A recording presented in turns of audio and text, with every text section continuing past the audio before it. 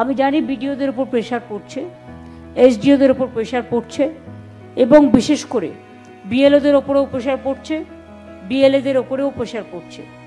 আপনারা দেখবেন সকলেই ওই কাজটাও করতে হবে, গভর্নমেন্টের ডেভেলপমেন্টের কাজও করতে হবে।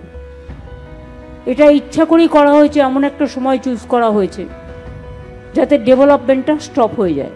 কিন্তু ডেভেলপমেন্টের কাজটা হচ্ছে কন্টিনিউয়াস প্রসেস, কোনো কাজেই যেন গাফিলতি না হয়, এটা আমাদের সকলকে নজর দিয়ে দেখতে হবে। আর বিএলওদের সবাই সাহায্য করবেন, বিএলএদেরও এবং ডিএমদেরও বলবো, ভুলভাল অনেক সময় সার্ভার কাজ করে না, ভোট ঠিকমতো উঠছে না, একের জায়গায় আরেকজনের নাম উঠে যাচ্ছে, এরকমও অনেক কেস আছে। হঠাৎ করে সব বন্ধ, কোনো প্ল্যানিং না করে।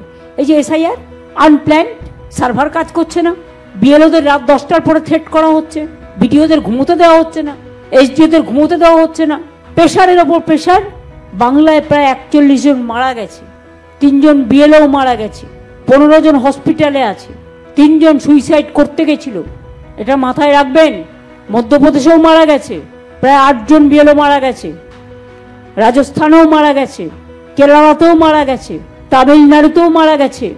বাংলায় তাও তো আমরা ক্যাম্প করে অনেকটা মানুষকে হেল্প করছি যতটা পারছি।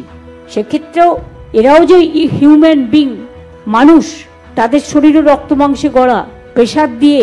আমি শুনেছি কাউকে কাউকে আগে বলা হয়েছিল জেলে পাঠাবে, নয় চাকরি খেয়ে নেবে।